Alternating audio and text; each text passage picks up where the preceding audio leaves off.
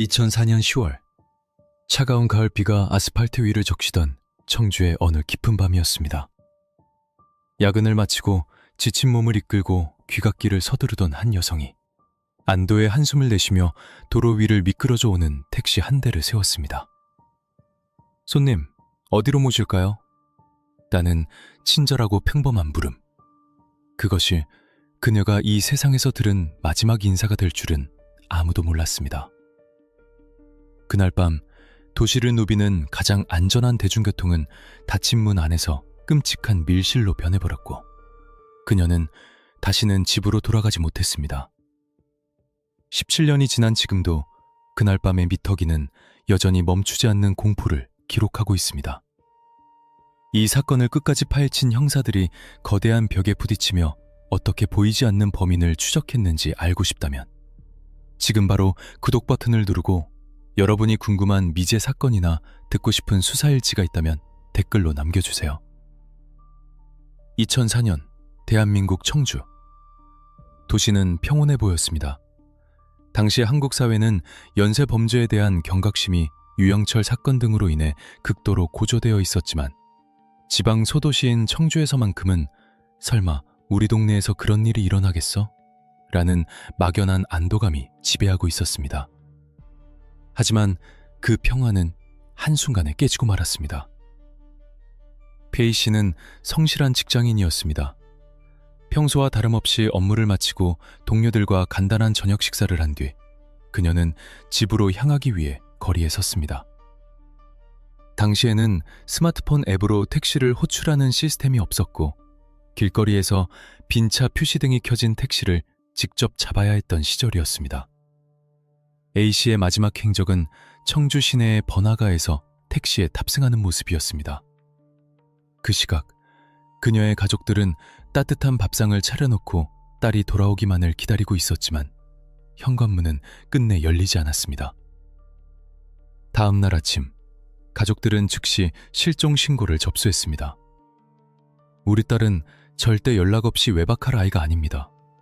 분명 무슨 일이 생긴 겁니다. 가족들의 절규에도 불구하고 초기 수사 단계에서 성인 실종은 단순 가출이나 연락 두절로 처리되는 경우가 많았습니다. 경찰은 A씨의 금융거래 내역이나 통신 기록을 조회했지만 특이점은 발견되지 않았습니다. 그녀의 휴대전화 전원은 탑승 추정 시각 직후 꺼져 있었고 기지국 위치는 엉뚱한 곳을 가리키고 있었습니다. 단순 가출로 보기에는 석연치 않은 점들이 너무 많았습니다. 불길한 예감은 며칠 뒤 현실이 되어 돌아왔습니다. 청주 외곽, 인적이 드문 농로 주변을 지나던 한 주민이 숲을 사이에서 이상한 형체를 발견하고 경찰에 신고했습니다. 현장에 출동한 형사들은 직감했습니다. 이것은 단순한 사고가 아니었습니다. 과학수사대가 도착해 폴리스 라인을 치고 현장 감식을 시작했습니다. 발견된 것은 실종되었던 A씨였습니다. 그녀는 이미 이 세상 사람이 아니었습니다. 묘할 정도로 고요했습니다. 시신은 옷이 일부 벗겨져 있었으나 억지로 훼손하거나 반항한 흔적은 크게 눈에 띄지 않았습니다. 이는 피해자가 범인에게 제압당하기 전까지 큰 위협을 느끼지 않았거나 혹은 좁은 공간에서 순식간에 제압당해 반항할 틈조차 없었음을 시사했습니다. 법의학팀의 1차 소견에 따르면 사인은 경부 압박에 의한 질식사. 범인은 도구, 끈이나 스타킹 등 사용해 피해자를 아주 조용히 잠재웠습니다. 수사팀은 즉시 비상체제에 돌입했습니다. 범인은 면식범이거나 피해자가 안심하고 동승할 수 있는 사람이다. 초기 프로파일링 회의에서 나온 의견이었습니다. 피해자가 발견된 장소는 차가 없으면 접근하기 힘든 외진 곳이었고 시신을 유기한 형태로 보아 범인은 이 지역 지리에 매우 밝은 사람이었습니다. 또한 납치 과정에서 강제로 차에 태운 흔적, 물리적 충돌이나 소지품 산란 등이 저 없다는 점은 피해자가 자발적으로 차량에 탑승했음을 의미했습니다. 하지만 수사는 시작부터 난관에 봉착했습니다. JFK 약제는 날씨였습니다. 시신이 유기된 후 며칠 동안 가을비가 내렸습니다. 빗물은 범인이 남겼을지도 모르는 지문, 족적, 타이어 자국 같은 결정적인 증거들을 무심하게 씻어내려갔습니다. 현장에서 수거된 유류품에서도 범인의 DNA는 검출되지 않았습니다. 마치 유령이 다녀간 것처럼 현장은 깨끗했습니다. 거 두 번째 난관은 2004년이라는 시대적 한계였습니다. 지금처럼 고화질 CCTV가 골목마다 설치되어 있거나 차량 블랙박스가 보편화된 시기가 아니었습니다. 도로변에 설치된 방범용 카메라는 화질이 조악하여 밤에는 거의 식별이 불가능했고 그마저도 띄엄띄엄 설치되어 있었습니다. 수사팀은 피해자의 예상 이동 경로에 있는 수백 대의 차량을 탐문했지만 뚜렷한 목격자는 나오지 않았습니다. 포착되었습니다. 살아린 당일 밤, 시신 유기 현장 인근을 지나던 한 트럭 운전사의 진술이었습니다. 그 시간대에 밭길 쪽에 택시 한 대가 서 있는 걸 본 것 같아요. 라이트를 끄고 있어서 그냥 지나쳤는데 사람이 내리는 건 못 봤습니다. 택시. 형사들의 머릿속에 경고등이 켜졌습니다. 택시라면 피해자가 의심 없이 탑승했을 것이고 낯선 곳으로 이동하더라도 지름길로 가나보다라고 생각하며 경계심을 늦췄을 가능성이 큽니다.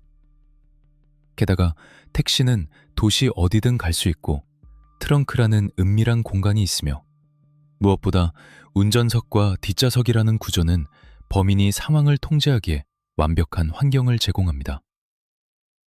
형사들은 즉시 청주 시내에 등록된 법인 택시와 개인 택시 수천 대를 대상으로 저인망식 수사를 계획했습니다.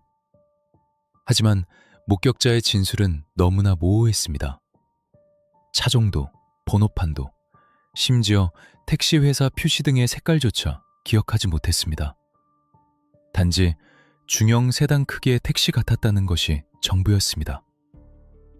수천 명의 택시 기사들을 전수조사한다는 것은 현실적으로 불가능에 가까웠고 설사 한다 해도 용의자가 순순히 내가 그랬소라고 할 리 만무했습니다. 수사본부의 분위기는 무거웠습니다. 범인은 자신이 남긴 흔적이 비에 씻겨 내려갔다는 것을 알고 있을까요? 아니면 애초에 흔적을 남기지 않을 만큼 치밀한 놈이었을까요? 형사들은 피해자의 억울함을 풀어주기 위해 박낮 없이 뛰어다녔지만 범인은 수사망을 비웃기라도 하듯 그림자 속에 숨어버렸습니다. 그리고 형사들은 아직 모르고 있었습니다. 이것이 단발적인 사건이 아니라 앞으로 수년간 청주 시민들을 공포에 떨게 할 악몽의 서막에 불과하다는 사실을 말입니다. A씨의 사건은 단순한 강도살인이 아니었습니다. 그것은 놈이 자신의 산안파를 테스트해본 첫 번째 실험이었고 그 실험은 놈의 입장에서 너무나 성공적이었습니다. 도시 애들을 메우고 있었습니다. 그 수많은 택시가 거리 돌아올 수 없는 곳으로 데려가기 위해 조용히 먹잇감을 찾고 있었습니다. 과연 경찰은 이 막막한 어둠 속에서 범인의 꼬리를 잡을 수 있을까요? 아니면 놈은 또 다른 희생양을 찾아 엑셀을 밟게 될까요? 수사팀의 책상 위에 A씨의 사건 파일이 미제라는 꼬리표를 달고 한켠으로 밀려날 위기에 처했을 때 시간은 조용히 흘러 2009년을 향하고 있었습니다. 잠들어 있던 괴물이 다시 깨어날 준비를 마칠 때까지 말입니다. 2004년의 비극이 지나간 뒤 청주의 거리는 겉보기에 다시 평온을 되찾은 듯했습니다.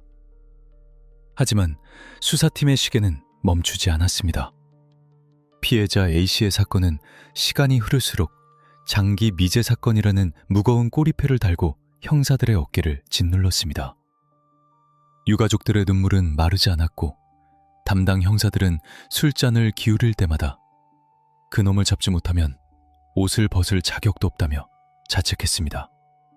그러나 범인은 마치 증발해버린 것처럼 그 어떤 흔적도 소문도 남기지 않았습니다. 그렇게 5년이라는 시간이 흘렀습니다. 2009년이 되자 사람들의 기억 속에서 택시 괴담은 서서히 잊혀가는 듯했습니다. 하지만 그것은 폭풍 전야의 고요함이었습니다.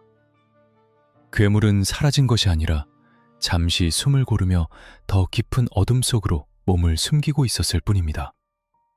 그리고 그가 다시 사냥을 시작했을 때 도시는 5년 전보다 훨씬 더 끔찍한 공포에 휩싸이게 됩니다. 2009년 청주 일대에서 심상치 않은 실종 신고들이 다시 접수되기 시작했습니다. 사라진 사람들에게는 소름 끼치는 공통점이 있었습니다.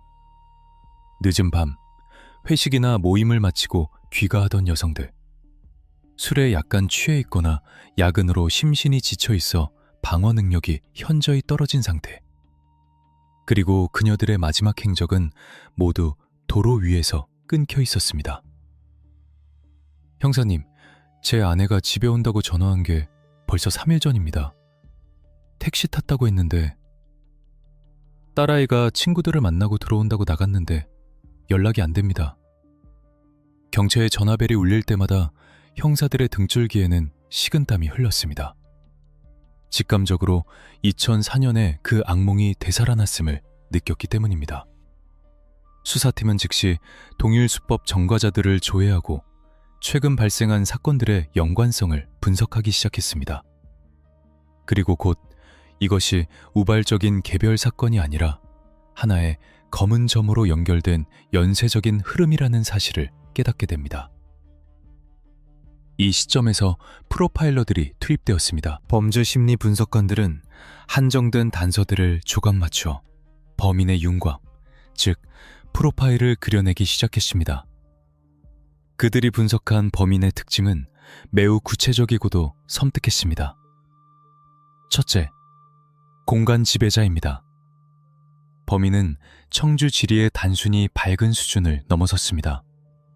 CCTV가 없는 사각지대, 밤에는 인적이 끊기는 농로, 경찰의 순찰이 뜸한 샛길들을 손바닥 보듯 훤히 꿰뚫고 있었습니다.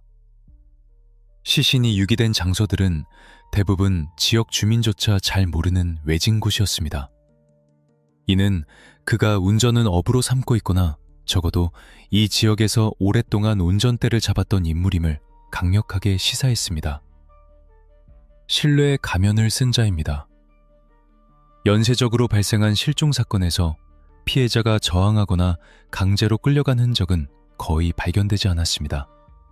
이는 피해자들이 범인을 전혀 의심하지 않고 스스로 그의 공간, 차량에 발을 들여놓았음을 의미합니다. 늦은 밤 홀로 있는 여성이 경계심 없이 문을 열고 탈 수 있는 차, 제복을 입고 있거나 사회적으로 안전하다고 용인되는 직업군, 모든 화살표는 다시금 택시를 가리키고 있었습니다. 셋째, 통제형 포식자입니다. 차량 내부, 특히 뒷좌석은 범인에게 있어 완벽한 밀실이자 사냥터였습니다. 범인은 문을 잠그는 순간 생사 여탈권을 쥔 신과 같은 존재가 됩니다. 프로파일러들은 범인이 피해자를 즉시 해치기보다 밀폐된 공간에서 피해자의 공포를 즐기며 목적지로 이동했을 가능성이 크다고 분석했습니다. 그는 단순히 금품을 노리는 강도가 아니라 타인을 지배하고 통제하는 과정 자체에서 쾌락을 느끼는 유형일 확률이 높았습니다. 2009년부터 2010년 초까지 이어진 일련의 사건들에서 발견된 또 하나의 특징은 지나친 깔끔함이었습니다. 피해자들의 신용카드가 사용된 기록이 있었지만 이는 수사에 혼선을 주기 위한 기만 전술에 가까웠습니다. 범인은 현금을 인출할 때도 얼굴을 철저히 가리거나 CCTV 사각지대만 골라 다녔습니다. 무엇보다 발견된 유기 현장이나 피해자의 소지품에서는 지문 한 점 나오지 않았습니다. 범인은 범행 후 자신의 차량과 도구를 기계적으로 세척하고 닦아내는 강박적인 습관을 지닌 것으로 보였습니다. 연수팀은 딜레마에 빠졌습니다. 심증은 확실했습니다. 고부디는 택시기사다. 그것도 아주 평범하고 성실해 보이는 가면을 쓴 자다. 하지만 청주 시내를 돌아다니는 수천 대의 택시 중 누가 그 가면을 쓴 괴물인지 가려내는 것은 모래사장 바늘 찾기보다 어려웠습니다. 시민들의 불안감은 극에 달했습니다. 밤 몇 시가 넘으면 거리에 사람의 발길이 끊겼고 밤에 택시를 타면 장기를 적출당한다더라. 어떤 택시는 손잡이가 안에서 안 열린다더라 하는 흉흉한 괴담들이 도시를 점령했습니다. 수뇌부는 특단의 조치를 내렸습니다. 광역 수사대를 포함한 가용 가능한 모든 인력을 총동원하여 저인망식 수사를 다시 시작하기로 한 것입니다. 단순한 탐문 수사를 넘어 과학적인 데이터 분석이 필요했습니다. 놈이 아무리 치밀해도 차는 움직입니다. 움직이면 흔적이 남습니다. 한 베테랑 형사의 말이 수사의 방향을 틀었습니다. 범인은 증거를 지웠다고 생각하겠지만 2009년의 대한민국은 2004년과는 달랐습니다. 디지털 기술이 비약적으로 발전하고 있었고 도로 위의 모든 움직임은 데이터라는 이름에 보이지 않는 발자국을 남기기 시작한 시대였습니다. 형사들은 범인이 남긴 유일한 실수 혹은 시스템이 잡아낼 수 있는 아주 작은 틈새를 찾아내기 위해 밤낮 없이 CCTV 관제센터와 기지국 데이터를 파고들었습니다. 그리고 마침내 수사팀은 막막한 어둠 속에서 한 줄기 희미한 빛을 발견하게 됩니다. 놈이 피해자를 태우고 이동했을 것으로 추정되는 시간, 그 경로를 지나간 수많은 차량들 속에서 기묘한 패턴을 보이는 차량 한 대가 포착된 것입니다. 즉, 그것은 아주 미세한 이상 징후였습니다. 보통의 영업용 택시라면 절대 하지 않을 주행 패턴. 손님이 없을 빈차 상태로 인적 드문 곳을 향해 질주하다가 갑자기 멈춰서서 긴 시간을 보낸 기록. 범인은 자신이 완벽하게 숨었다고 생각했을지 모릅니다. 하지만 그는 기록이라는 결코 거짓말을 하지 않는 목격자가 자신의 뒤를 쫓고 있다는 사실을 간과하고 있었습니다. 이제 수사는 새로운 국면을 맞이하게 됩니다. 형사들은 직감이 아닌 숫자와 데이터를 무기로 놈의 숨통을 조여가기 시작합니다. 커스튼 요건 형사들이 주목한 그 결정적인 기록은 무엇이었을까요? 수천 대의 택시 중에서 놈의 차를 특정할 수 있었던 과학수사의 정점. 그 비밀이 다음 편에서 밝혀집니다. 2010년 1월, 새해에 들뜬 분위기가 채 가시지 않은 시점이었지만 청주 흥덕경찰서 강력팀의 공기는 그 어느 때보다 무겁고 차가웠습니다. 2004년부터 간헐적으로 이어져온 하지만 뚜렷한 실체가 잡히지 않던 그놈의 그림자가 다시금 짙게 드리워졌기 때문입니다. 또다시 발생한 실종 사건. 피해 여성은 자정을 넘긴 시간 친구들과의 모임을 마치고 귀가하던 중 증발하듯 사라졌습니다. 하지만 2010년의 수사팀은 과거와 달랐습니다. 2004년의 뼈아픈 실패를 교훈 삼아 그들은 아날로그 방식의 탐문 수사에만 의존하지 않기로 했습니다. 시대는 바야흐로 디지털 포렌식의 여명기였습니다. 비록 지금처럼 차량용 블랙박스가 모든 차량에 장착된 시절은 아니었지만 택시 업계에는 운행 기록계라는 장치가 의무적으로 장착되어 있었습니다. 수사팀은 이 운행 기록계에 모든 사활을 걸기로 했습니다. 운행 기록계란 택시의 주행 속도, 주행 거리, 승객 탑승 여부, 정차 시간 등을 초 단위로 기록하는 장치입니다. 범인이 아무리 목격자가 없는 곳을 골라다니고 자신의 기억을 조작하여 알리바이를 댄다고 해도 기계가 기록한 숫자는 결코 거짓말을 하지 않기 때문입니다. 형사들은 사건 당일 피해자가 사라진 것으로 추정되는 시간대인 자정부터 새벽 4시 사이 청주 시내를 통과했거나 외곽으로 빠져나간 모든 택시의 운행 기록을 확보하기 시작했습니다. 그 양은 실로 방대했습니다. 수천 대의 택시, 그 택시들이 뿜어내는 수만 건의 운행 데이터. 그것은 마치 사막 한가운데서 바늘 하나를 찾는 것과 같은 막막한 작업이었습니다. 수사팀은 며칠 밤을 꼬박 새우며 모니터와 씨름했습니다. 엑셀 파일의 끝없는 행렬 속에서 형사들이 찾고 있는 것은 단 하나의 이상 징후였습니다. 범인은 피해자를 태우고 외진 곳으로 이동했을 것이다. 범행을 저지르고 현장을 수습하는데 최소한의 시간이 필요했을 것이다. 이 가설을 바탕으로 수사팀은 데이터를 필터링했습니다. 승객을 태운 상태, 영업 모드 혹은 빈차 등 끄고 이동한 상태, 도심지가 아닌 외곽 지역으로 이동한 차량, 그리고 가장 결정적인 조건, 인적이 드문 곳에서 엔진을 끄지 않거나 끈 상태로 30분 이상 정차한 차량. 일반적인 택시라면 손님을 내려주고 곧바로 회차하거나 다음 콜을 받기 위해 이동합니다. 한밤중에 논밭이나 산길 주변에서 30분 넘게 정차해 있을 이유는 고장이 나지 않은 이상 설명하기 어렵습니다. 수막으로 다시 수백 건으로 좁혀졌습니다. 형사들의 눈은 충혈되었고 육체적 피로도는 한계에 다다랐습니다.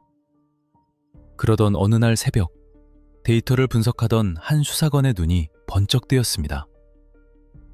팀장님, 여기 이상한 놈이 하나 있습니다. 모니터 화면 속 그래프는 기묘한 궤적을 그리고 있었습니다. 해당 택시는 사건 당일 새벽 물시경 시내 번화가에서 멈췄다가 다시 움직였습니다. 그리고는 곧장 청주 외곽의 으슥한 농로 쪽으로 방향을 틀었습니다. 미터기는 켜져 있지 않았습니다. 즉, 빈차 표시를 켜두고 누군가를 태웠거나 아예 작정하고 미터기를 꺾지 않은 채 달렸다는 뜻입니다. 더욱 소름 끼치는 것은 그 다음 기록이었습니다. 이 택시는 인가도 가로등도 없는 깜깜한 농로 한복판에서 멈춰 섰습니다. 그리고 그곳에서 약 40분간 꼼짝도 하지 않았습니다. 속도 0, 이동거리 0. 깊은 밤, 승객도 없는 빈 택시가 아무것도 없는 허허벌판에 40분이나 서 있었다? 기사님이 잠시 눈을 붙이기 위해서라고 하기엔 장소가 너무나 외진 곳이었습니다. 40분의 정적. 형사들은 직감했습니다. 이 시간이 바로 사건이 발생한 시간일 것이라고. 피해자가 영원한 침묵에 빠지고 범인이 현장을 정리하고 트렁크에 무언가를 싣는 데 걸린 시간과 소름 끼치게 맞아떨어졌습니다. 수사팀은 떨리는 손으로 해당 차량의 등록 정보를 조회했습니다. 차량 번호 충북 XX바 XXXX. 소속 회사는 중형 택시법인 X운수. 운전자는 40대 초반의 남성 안남기, 가명. 드디어 놈의 꼬리가 잡히는 순간이었습니다. 하지만 수사팀은 흥분을 가라앉혀야 했습니다. 이것은 정황 증거일 뿐 아직 직접적인 물증은 없었습니다. 섣불리 덮쳤다가는 범인이 증거를 인멸하고 법망을 빠져나갈 구실만 줄 뿐입니다. 범인은 2004년부터 지금까지 수사망을 피해온 지능적이고 용이 주도한 인물임을 잊어서는 안 됐습니다. 경찰은 안남기의 신원조회를 통해 그의 과거를 캐기 시작했습니다. 겉보기에 그는 너무나 평범한 택시기사였습니다. 회사 동료들은 그를 말수는 적지만 성실하고 차 관리를 끔찍이도 깔끔하게 하는 사람이라고 평가했습니다. 지각 한 번 하지 않고 산납금을 밀리는 일도 없는 모범 기사. 하지만 형사들이 그의 오래전 기록을 깊숙이 파헤치자 성실함 뒤에 숨겨진 어두운 과거의 파편들이 하나둘 드러나기 시작했습니다. 그는 과거에 성범죄 관련 전과가 있었으나 집행유예 등으로 풀려나 사회생활을 하고 있었던 것입니다. 성실한 모범 택시기사라는 가명과 성범죄 전력이라는 실체, 그리고 사건 현장에 멈춰섰던 40분의 공백. 모든 퍼즐 조각이 안남기라는 한 사람을 가리키고 있었습니다. 이제 수사팀은 작전을 변경했습니다. 데이터를 분석하는 정적인 수사에서 용의자를 밀착 감시하고 결정적 한방을 노리는 동적인 사냥으로 태세를 전환한 것입니다.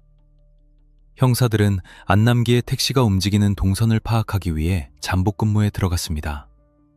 차가운 새벽 공기를 가르며 달리는 안남기의 택시. 그 운전석에 앉은 그는 과연 어떤 표정을 짓고 있었을까요? 자신이 남긴 디지털 발자국이 형사들의 모니터 위에서 붉은 경고등을 켜고 있다는 사실을 그는 꿈에도 몰랐을 것입니다. KB 형사들은 안남기를 경찰서로 임의 동행하기 위한 시나리오를 짰습니다. 그가 빠져나갈 틈을 주지 않기 위해 가장 자연스럽게 그를 압박할 명분이 필요했습니다. 긴장감이 감도는 회의실, 팀장은 짧고 굵게 지시했습니다. 놈이 눈치채지 못하게 아주 조용히 데려온다. 그리고 차 안에 있는 먼지 하나까지 털어내야 한다. 청주의 밤거리를 누비던 살인 택시의 미터기가 멈출 시간이 다가오고 있었습니다. 하지만 형사들은 아직 몰랐습니다. 그 택시 안을 열어보았을 때 그들이 상상했던 것보다 훨씬 더 기괴하고 소름 끼치는 수집품들이 그들을 기다리고 있다는 것을 말입니다. 청주 흥덕경찰서 형사팀은 운행 기록계 분석을 통해 확보한 유력 용의자 안남기를 향해 조용히 포위망을 좁혀갔습니다. 2010년 1월, 형사들이 그를 찾아낸 곳은 어두운 뒷골목이나 도주로가 아니었습니다. 그는 평소와 다름없이 청주 시내의 한 기사 식당 앞에서 동료들과 커피를 마시며 담소를 나누고 있었습니다. 안남기 씨 되십니까? 형사들이 신분증을 제시하며 다가갔을 때 안남기는 전혀 당황하는 기색을 보이지 않았습니다. 보통의 사람이라면 경찰이 자신을 찾아왔다는 사실만으로도 긴장하거나 목소리가 떨리기 마련입니다. 하지만 그는 마치 예상이라도 했다는 듯 특유의 사람 좋은 미소를 지으며 차분하게 대답했습니다. 네, 제가 안남기입니다만 무슨 일이라도 있으신가요? 그의 첫인상은 형사들이 상상했던 연쇄 납치 살인마의 이미지와는 너무나 거리가 멀었습니다. 170cm가 조금 넘는 평범한 체격, 선해 보이는 눈매, 단정하게 빗어넘긴 머리. 그는 우리 주변 어디서나 볼 수 있는 성실하고 친절한 이웃집 아저씨의 얼굴을 하고 있었습니다. 형사들은 순간적으로 우리가 데이터를 잘못 분석한 건가? 라는 의구심이 들 정도로 그의 위장막은 완벽했습니다. 경찰은 그를 참고인 신분으로 임의동행을 요청했고 그는 흔쾌히 응했습니다. 아유, 경찰분들이 고생이 많으시네요. 제가 도울 일이 있으면 당연히 도와드려야죠. 그의 태도는 너무나 협조적이어서 오히려 이질감이 느껴질 정도였습니다. 형사들은 그를 경찰서로 데려가는 한편 영장을 발부받아 즉시 그의 범행 도구로 의심되는 택시에 대한 정밀 감식에 들어갔습니다. 겉보기에 흠잡을 데 없이 깨끗했습니다. 하지만 베테랑 감식반원들의 눈에는 그 지나친 깨끗함이 오히려 강력한 의심의 증거로 다가왔습니다. 웅일반적인 영업용 택시의 내부는 다양한 손님들이 오가는 탓에 머리카락, 먼지, 흙 자국 등이 묻어있기 마련입니다. 하지만 안남기의 차 내부는 마치 방금 출고된 차처럼 먼지 한 톨 없이 닦여 있었습니다. 시트 틈새는 물론이고 발매트 밑바닥까지 과도할 정도로 세척된 상태였습니다. 방문을 열자마자 코를 찌른 것은 강한 방향제 냄새였습니다. 보통 담배 냄새나 땀 냄새를 없애기 위해 방향제를 쓰지만 이 차의 냄새는 화학약품 냄새를 덮기 위해 억지로 뿌린 듯한 머리가 아플 정도로 진한 향기였습니다. 이것은 그가 차 안에서 벌어진 어떤 일의 흔적, 즉 혈흔이나 비릿한 냄새를 지우기 위해 락스나 강력 세정제를 사용했음을 암시하는 정황이었습니다. 감식반원들은 트렁크와 글러브 박스, 조수석 수납함을 뒤지기 시작했습니다. 아무리 치밀한 범인이라도 자신의 전리품, 트로피에 대한 집착까지 버리기는 힘든 법입니다. 그리고 형사들의 예상은 적중했습니다. 운전석 틈새 깊숙한 곳과 트렁크 정리함 구석에서 묘한 물건들이 발견되었습니다. 여성용 파우치, 립스틱, 머리핀, 그리고 주인이 다른 여러 개의 신분증들. 이것들은 남성 운전자가 혼자 모는 택시에서 나올 만한 물건들이 아니었습니다. 형사들이 이 물건들을 들이밀자 조사실에 앉아있던 안남기의 눈빛이 찰나의 순간 흔들렸습니다. 하지만 그는 곧바로 평정을 되찾고 준비된 답변을 내놓았습니다. 그거요? 손님들이 술 취해서 두고 내린 분실물들입니다. 나중에 찾아오면 돌려주려고 보관하고 있었는데 바빠서 깜빡했네요. 그의 목소리에는 억울함이 묻어났습니다. 너무나 자연스러운 변명이었습니다. 실제로 택시 기사들이 손님의 분실물을 보관하는 경우는 흔했으니까요. 하지만 형사들은 물러서지 않았습니다. 분실물을 왜 경찰서에 맡기지 않고 트렁크 깊숙한 곳에 숨겨두셨습니까? 그리고 이 신분증의 주인들, 전부 실종 신고된 여성분들인 건 어떻게 설명하실 겁니까? 안남기는 어깨를 으쓱하며 여유롭게 대답했습니다. 글쎄요, 저는 그 여자분들이 실종됐는지 어쨌는지 모릅니다. 그냥 제 차에 탔던 손님일 뿐이고 물건을 두고 내렸을 뿐이에요. 그게 죄가 됩니까?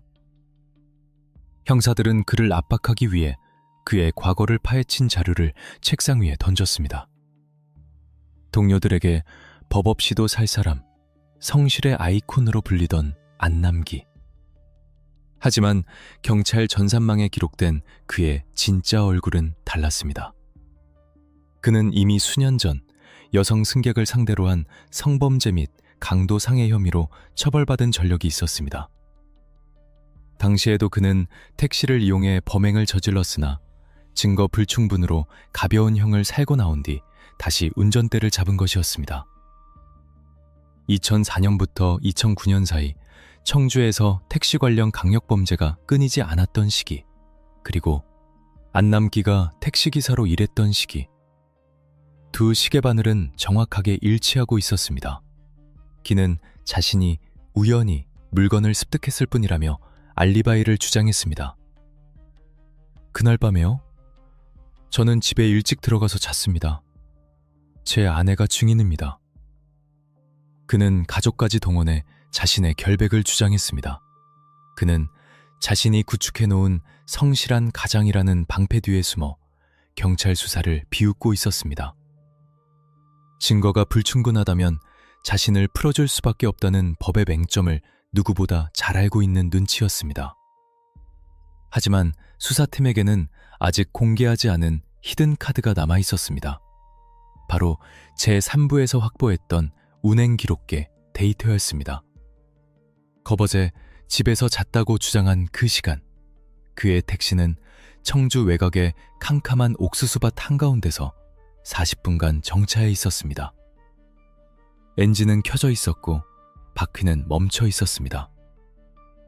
형건희 팀장은 안남기의 눈을 똑바로 쳐다보며 낮게 읊조렸습니다. 넘은 시간에 당신 차는 거짓말을 안 하더군요. 자정이와 무엇을 했습니까? 그 순간 안남기의 얼굴에서 처음으로 사람 좋은 미소가 사라졌습니다. 가면이 벗겨지고 그 안에 숨어있던 차가운 야수의 본성이 드러나는 순간이었습니다. 조사실의 공기가 무겁게 내려앉았습니다. 이제부터는 진짜 전쟁, 진실 게임의 시작이었습니다. 경찰은 확신했습니다. 차에서 나온 물건들은 단순한 분실물이 아니라 그가 사냥한 피해자들에게서 뺏은 전리품이라는 것을. 하지만 안남기의 입을 열게 하려면, 그리고 그를 법의 심판대에 세우려면 단순한 정황 증거를 넘어선 결정적인 과학적 증거가 필요했습니다. 과연 안남기의 입을 닫게 만들, 그리고 그를 영원히 사회와 격리시킬 결정적 증거는 어디에 숨겨져 있었을까요? 형사들은 놈의 심리적 방어막을 뚫기 위해 고도의 심리전을 준비합니다. 조사실의 공기는 무겁게 가라앉아 있었습니다. 형광등의 창백한 불빛 아래 형사팀장과 용의자 안남기 사이에는 보이지 않는 팽팽한 줄다리기가 이어지고 있었습니다. 방금 전까지 사람 좋은 미소를 띠며 억울하다고 호소하던 안남기의 표정은 운행 기록계 데이터가 테이블 위에 펼쳐지자 순식간에 차갑게 굳어버렸습니다. 그것은 자신이 쓰고 있던 성실한 시민의 가면이 벗겨질 때 드러나는 포식자의 본능적인 경계심이었습니다. 자, 그만 쓰시고 숫자를 봅시다. 섭쯤장은 펜 끝으로 그래프의 특정 구간을 톡톡 두드렸습니다. 2009년 20월 20일 새벽 10시 40분. 당신은 청주 시내를 벗어나 오창읍의 한적한 농로로 들어갔습니다. 그리고 여기서 정확히 42분간 정차했습니다. 집에 가서 잤다는 당신 진술과 정면으로 배치되는데 설명해 보시죠. 안남기의 눈동자가 빠르게 굴러갔습니다. 그는 짧은 침묵 끝에 입을 열었습니다. 그때 기억나네요. 운전하다가 너무 졸려서... 그래요. 잠깐 차를 세우고 눈 좀 붙였습니다. 그게 죄는 아니지 않습니까? 택시기사들은 피곤하면 아무 데서나 잡니다. 그는 능숙했습니다. 예상치 못한 증거 앞에서도 순발력 있게 거짓말을 만들어내는 능력. 그것은 그가 오랫동안 이중생활을 유지할 수 있었던 비결이었습니다. 하지만 형사들은 이미 그의 이런 반응까지 계산에 넣고 있었습니다. 졸음운전이라. 그렇다면 이건 어떻게 설명할 겁니까? 형사는 또 다른 서류를 꺼내들었습니다. 그것은 사건 당일의 날씨 기록과 기지국 데이터였습니다. 그날 밤 청주에는 시간당 20mm가 넘는 폭우가 쏟아졌습니다. 그 빗속에 가로등 하나 없는 진흙탕 농로 한가운데 차를 세우고 잠을 잤다고요? 게다가 당신 휴대폰 기지국 위치, 피해자의 마지막 휴대폰 신호가 잡힌 위치와 정확히 50m 반경 안에서 겹칩니다. 우연치고는 너무 기막힌 우연 아닙니까? 안남기의 입가에 경련이 일었습니다. 논리적인 알리바이가 하나둘씩 깨져나가자 그는 공격적인 태도로 전환했습니다. 제가 그 근처를 지나갔을 수는 있겠죠. 하지만 제가 그 여자를 태웠다는 증거가 있습니까? CCTV에 제 얼굴이라도 찍혔냐고요. 승객이 탔었다면 미터기 기록이 있었겠죠. 빈차였다니까요. 그는 증거의 부재를 무기로 역공을 펼쳤습니다. 실제로 CCTV 화질은 흐릿했고 직접적인 살해 장면이나 납치 장면이 찍힌 영상은 없었습니다. 그는 자신이 법적으로 빠져나갈 구멍이 있다는 것을 확신하고 있었습니다. 형사들은 그가 단순한 잡범이 아니라 수사 절차와 증거 능력을 꿰뚫고 있는 지능범임을 다시 한번 실감했습니다. 이때 팀장이 승부수를 던졌습니다. 심리적 압박을 극대화하기 위한 블러핑 전술이었습니다. 안남기 씨, 당신이 정말 완벽하게 처리했다고 생각합니까? 근장은 안남기의 눈을 뚫어지게 쳐다보며 낮고 굵은 목소리로 말했습니다. 당신 차에 탔던 모든 손님이 여행을 떠난 건 아닙니다. 기억나십니까? 당신 차에서 가까스로 탈출했던 사람. 그분이 당신 얼굴을 기억하고 있다면 어쩌시겠습니까? 사실 이는 2004년 이후 발생한 미수 사건이나 강도 사건의 피해자 진술을 바탕으로 한 심리적 덫이었습니다. 안남기는 순간 멈칫했습니다. 그의 머릿속에서 수많은 기억의 파편들이 스쳐 지나갔을 것입니다. 자신이 놓쳤던 먹잇감이 있었던가?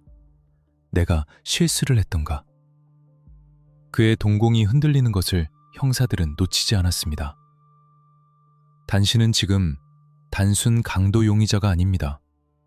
지금이라도 사실대로 말하면 정상 참작의 여지라도 있겠지만 끝까지 부인하다가 명백한 물증이 나오면 당신은 다시는 사회의 빛을 보지 못할 겁니다.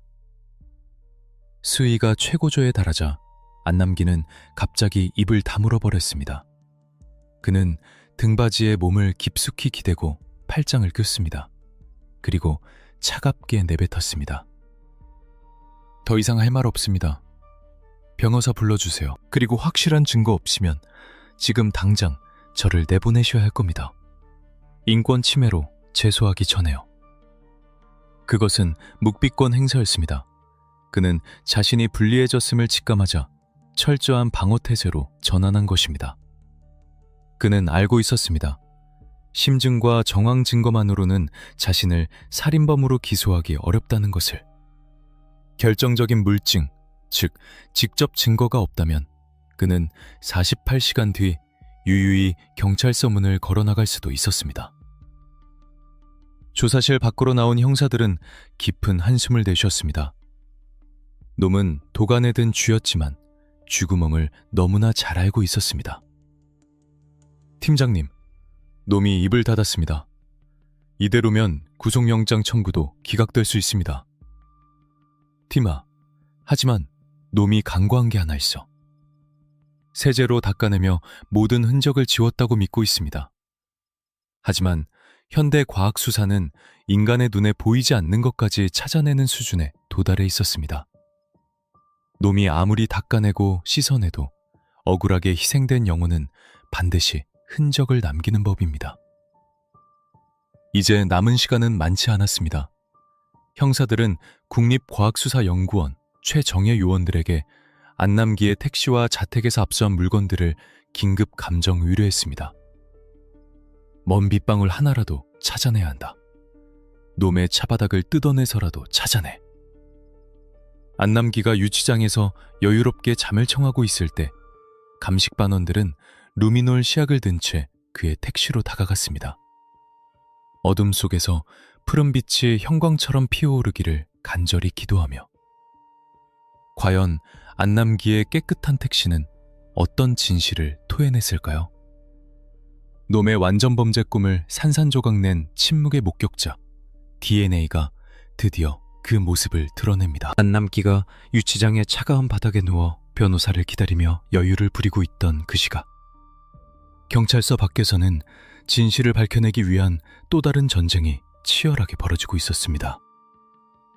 형사들의 심증은 확고했지만 법정에서 판사를 설득하고 놈을 영원히 사회와 격리시키기 위해서는 부인할 수 없는 과학적 물증이 절실했습니다.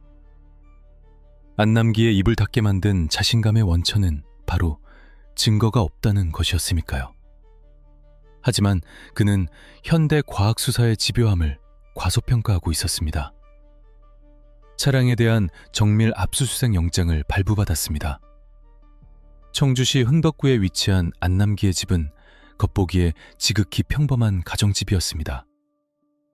이웃 주민들은 그를 인사성 밝은 가장으로 기억하고 있었고 집안의 풍경 또한 여느 집과 다를 바 없어 보였습니다. 하지만 형사들은 그 평범함 속에 숨겨진 악마의 수납장을 찾아내기 위해 집안 구석구석을 뒤지기 시작했습니다. 옷장, 침대 및 천장 틈새. 한참의 수색 끝에 안방 깊숙한 곳에 숨겨져 있던 쇼핑백 하나가 발견되었습니다. 형사들의 손끝에 긴장감이 감돌았습니다. 조심스럽게 가방을 열자 그 안에서 쏟아져 나온 물건들은 현장에 있던 수사관들을 얼어붙게 만들었습니다. 여성용 명품 핸드백, 다이어리, 파우치, 그리고 여러 개의 신분증과 신용카드들. 그것은 단순한 잡동사니가 아니었습니다. 그것은 안남기가 사냥했던 피해자들에게서 탈취한 전리품이었습니다. 범죄 심리학자들의 분석대로 그는 범행 후 피해자의 물건을 수집하며 당시의 기억을 되새기고 자신이 그들을 지배했다는 우월감을 즐기는 전형적인 연쇄 포식자의 습성을 가지고 있었던 것입니다. 발견된 신분증 중 하나는 며칠 전 실종 신고된 여성의 것이었고 또 다른 하나는 1년 전 사라진 피해자의 것이었습니다. 이 물건들이 안남기의 집에서 나왔다는 사실 하나만으로도 그가 이 실종 사건들의 핵심 인물이라는 것은 명백해졌습니다. 하지만 이것만으로는 부족했습니다. 그가 길에서 주웠다거나 손님이 두고 간 것을 보관했다고 끝까지 우길 경우 납치나 강력범죄의 직접적인 증거로 채택되기 어려울 수도 있었습니다. 그가 피해자들에게 직접적인 위해를 가했다는, 즉 피해 흔적을 찾아내야만 했습니다. Confiscated is 국립과학수사연구원 NFS의 정밀 감식팀에게 쏠렸습니다. 안남기의 택시는 이미 도내의 한 정비소로 옮겨져 철저한 해체 작업을 기다리고 있었습니다. 감식반원들은 방호복을 입고 마치 수술을 집도하는 의사처럼 비장한 표정으로 차에 접근했습니다. 머리관으로는 너무 깨끗합니다. 야푼 냄새가 진동을 하는군요. 감식반장의 말대로였습니다. 안남기는 범행 직후 락스와 강력 세정제를 이용해 차 내부를 수차례 닦아냈습니다. 시트 가죽은 마모될 정도로 문질러져 있었고 바닥 매트는 새 것처럼 보였습니다. 범인은 자신의 흔적을 지우기 위해 강박적으로 청소했던 것입니다. 하지만 혈액 속의 헤모글로빈은 아무리 닦아내도 미세한 입자로 남는 법입니다. 감식팀은 차고의 모든 조명을 끄고 암막 커튼을 쳤습니다. 칠흑 같은 어둠이 내려앉자 그들은 스프레이를 꺼내들었습니다. 미세한 분무 소리와 함께 루미놀 시약이 택시 뒷좌석과 트렁크 내부에 뿌려졌습니다. 루미놀은 혈흔과 반응하면 푸른 형광빛을 내는 화학물질입니다. 수사관들은 숨을 죽이고 어둠 속을 응시했습니다.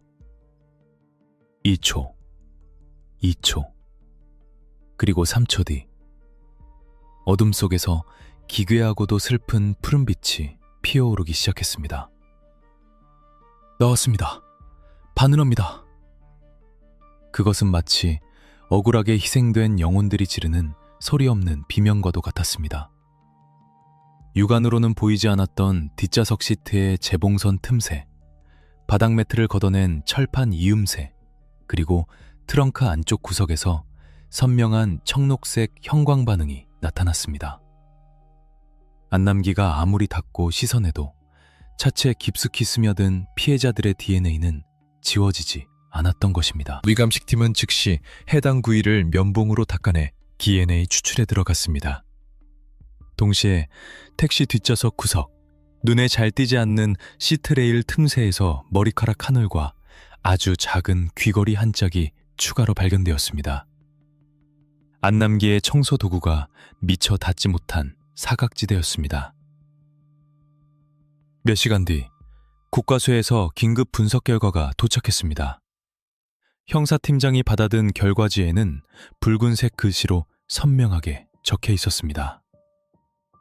DNA 일치, 실종자 B씨 2010년 사건, DNA CC 2009년 사건. 중 충격적인 결과는 거기서 끝이 아니었습니다.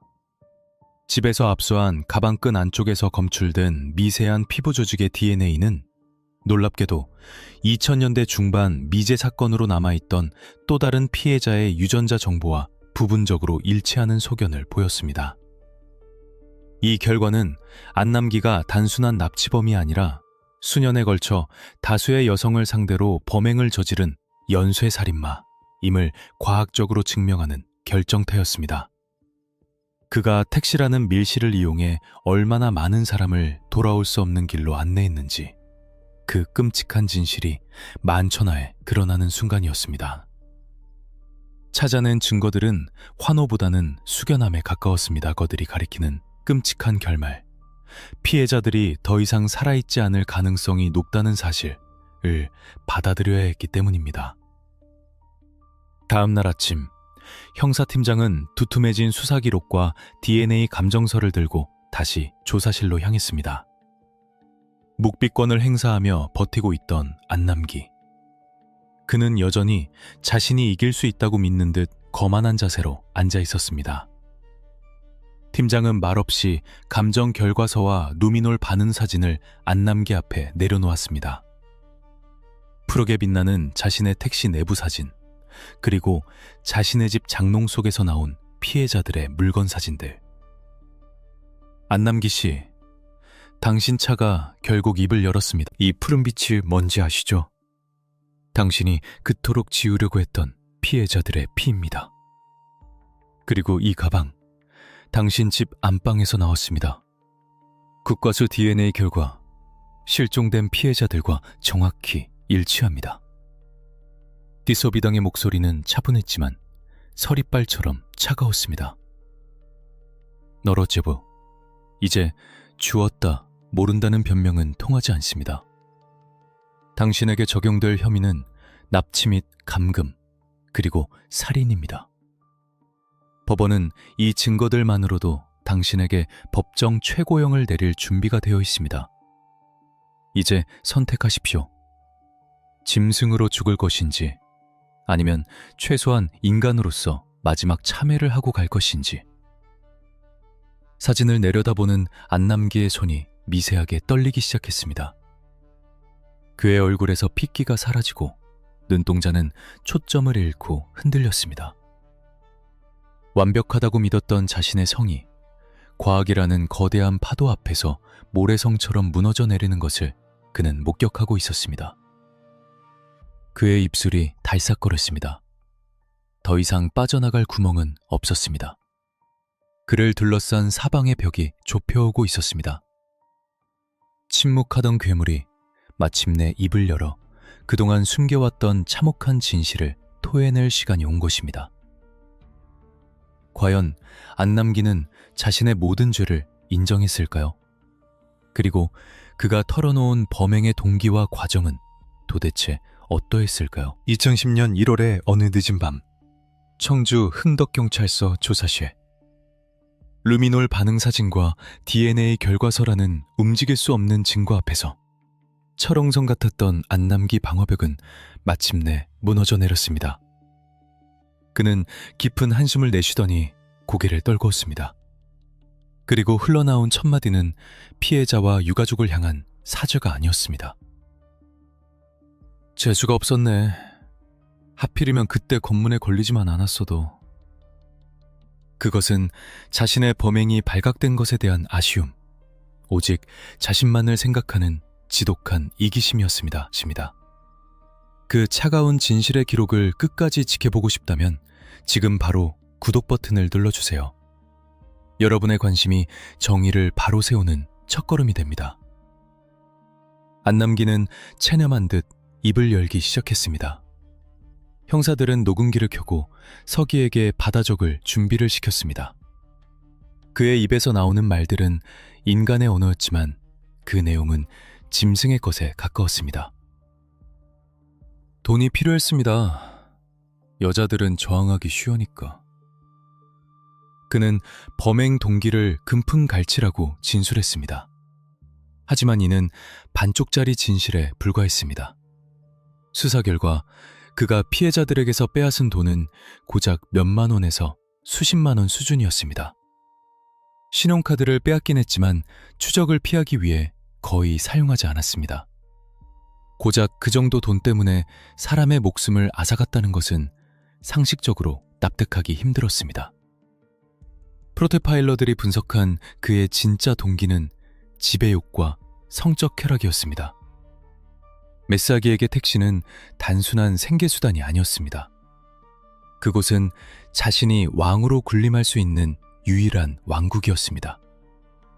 늦은 밤 술에 취하거나 지친 여성 승객이 뒷좌석에 타는 순간 그는 운전석에서 백미러를 통해 그녀들을 훔쳐보며 먹잇감을 탐색했습니다. 그리고 인적이 드문 곳으로 핸들을 걷고 차일드를 거는 순간 그는 피해자의 생사여탈권을 쥔 신이 되었습니다. 좁고 밀폐된 공간에서 공포에 질린 피해자를 제압하고 유린하는 과정. 그 자체에서 그는 비틀린 희열을 느꼈던 것입니다. 그의 자백에 따라 2004년부터 2010년까지 미제로 남아있던 실종 사건들의 퍼즐이 하나둘씩 맞춰지기 시작했습니다. 2009년 무심천변. 그 여자분은 너무 반항해서 어쩔 수 없이. 2010년 그 학생은 조용히 시키려다 보니 그는 마치 물건을 다루다 실수로 부서뜨린 것처럼 덤덤하고 건조한 말투로 살인의 과정을 묘사했습니다. 형사들은 주먹을 꽉 쥐고 끓어오르는 분노를 억누르며 그의 진술을 기록해야 했습니다. 자백 이후 경찰은 안남길을 대동하고 현장 검증에 나섰습니다. 청주 일대의 야산과 농로, 그가 지목한 장소들에는 수많은 취재진과 분노한 시민들이 몰려들었습니다. 모자와 마스크로 얼굴을 가린 안남기가 호송차에서 내리자 곳곳에서 고성이 터져나왔습니다. 야, 이 살인마야! 마스크 벗어! 유가족들은 오열하며 폴리스 라인을 뚫고 들어가려 했고 경찰은 이를 제지하느라 진땀을 뺐습니다. 계란과 물병이 날아들었지만 안남기는 고개를 푹 숙인 채 아무런 반응도 보이지 않았습니다. 현장 검증은 잔인할 정도로 구체적이었습니다. 경찰이 준비한 마네킹을 상대로 안남기는 범행 당시의 상황을 재현했습니다. 어떻게 피해자를 위협했는지, 어떻게 테이프로 결박했는지, 그리고 어떻게 목숨을 끊고 유기했는지. 그의 손놀림에는 주저함이 없었습니다. 너무나 능숙하고 기계적인 동작. 그것은 그가 이 끔찍한 행위를 얼마나 오랫동안 반복해왔는지를 보여주는 방증이었습니다. 그 모습을 지켜보던 형사들조차 고개를 돌리고 깊은 한숨을 내쉬었습니다. 안남기의 안내에 따라 수년간 차가운 흙 속에 묻혀있던 피해자들의 유해가 수습되었습니다. 어떤 콜이 된 상태로 어떤 피해자는 마지막 입고 있던 옷가지와 함께 발견되었습니다. 실종된 딸이 돌아오기만을 기다리며 대문을 열어두고 살았던 부모님들은 싸늘한 유골함이 되어 돌아온 딸 앞에서 그만 혼절하고 말았습니다. 차라리 살아만 있어 달라던 기도는 산산조각이 났습니다. 하지만 역설적이게도 안남기의 검거 덕분에 영원히 실종자로 남을 뻔했던 영혼들이 가족의 품으로 돌아가 장례라도 치를 수 있게 된 것이 유일한 위안이었습니다. 수사가 마무리되고 검찰은 안남기를 기소했습니다. 혐의는 강도살인, 시신유기, 감금 등 셀 수 없이 많았습니다. 이 시작되자 안남기는 또다시 비겁한 모습을 보였습니다. 그는 법정에서 심신미약을 주장했습니다. 제가 그때 술을 많이 마셨습니다. 기억이 잘 안 납니다. 어릴 때 학대를 당해서 정신적으로 문제가 있습니다. 그는 형량을 줄이기 위해 알코올 의존증과 불우한 가정 환경을 핑계로 댔습니다. 자신이 저지른 짓에 대한 진정한 반성보다는 어떻게든 살아남아 감옥에서라도 삶을 이어가려는 짐승의 생존 본능이었습니다.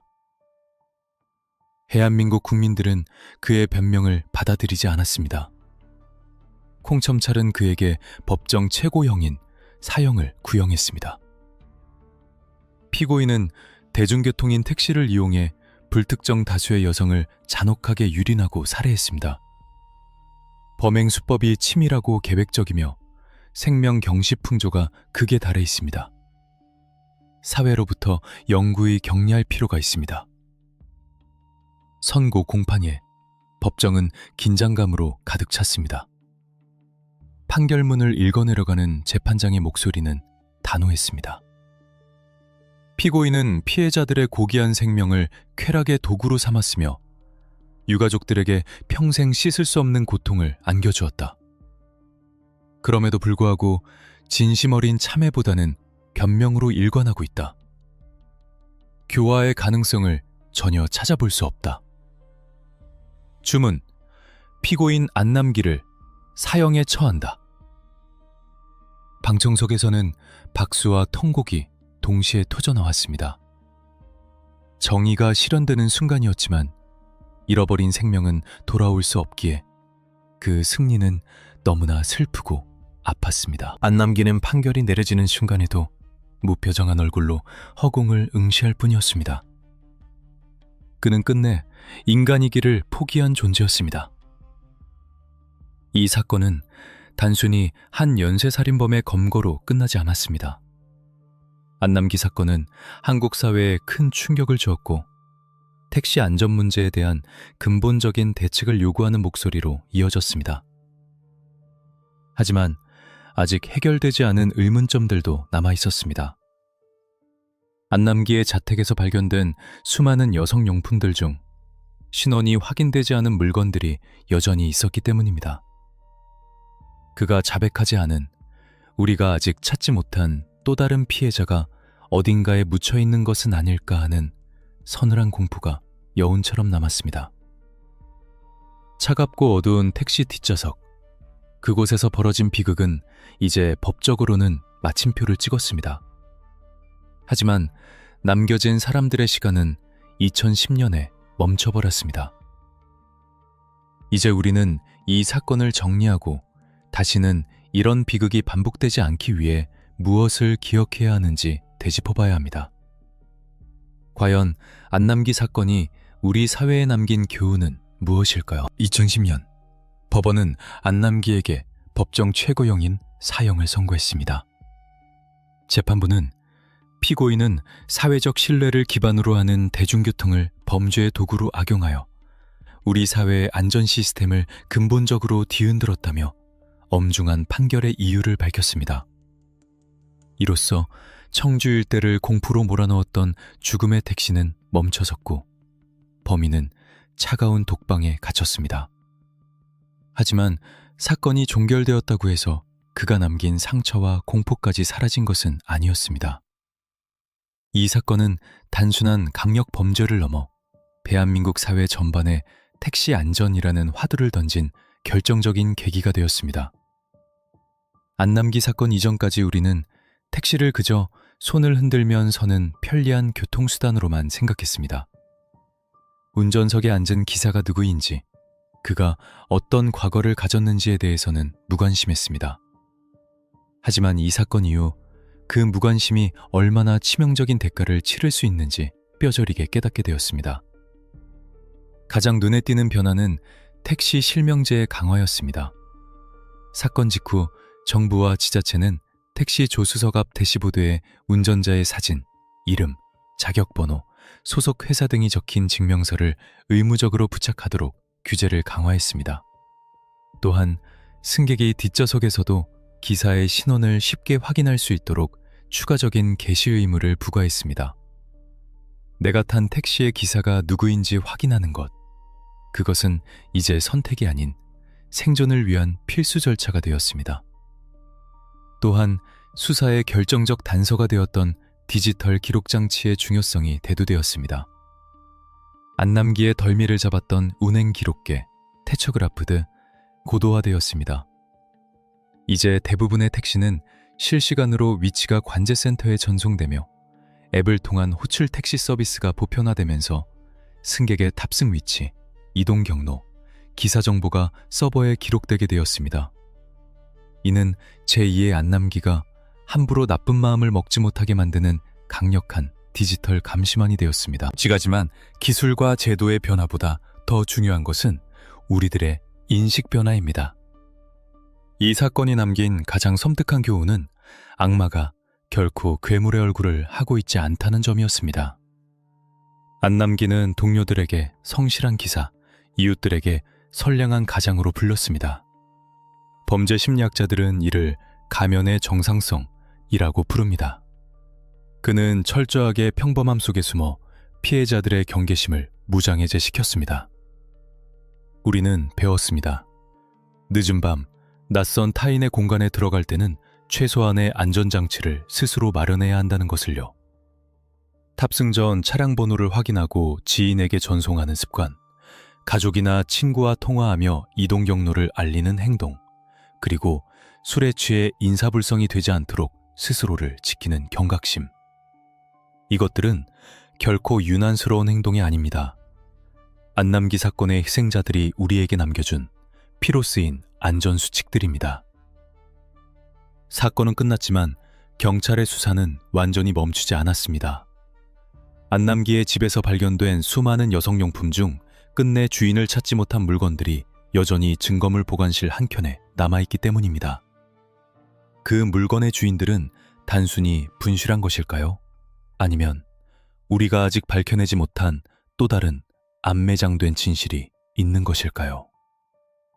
형사들은 지금도 전국의 미제 실종 사건 파일과 안남기의 행적을 대조하며 혹시 모를 마지막 한 명을 찾기 위해 노력하고 있습니다. 청주의 밤거리는 오늘부로 다시 평온을 되찾았습니다. 택시들은 바쁘게 승객을 실어 나르고 도시의 네온세이는 화려하게 빛납니다. 하지만 우리는 기억해야 합니다. 그 화려한 불빛 뒤에는 언제나 어두운 그림자가 도사리고 있을 수 있다는 것을. 그리고 그 그림자를 걷어내기 위해 밤낮 없이 달리는 형사들의 땀방울과 과학수사의 차가운 이성이 항상 깨어 있다는 것을 말입니다.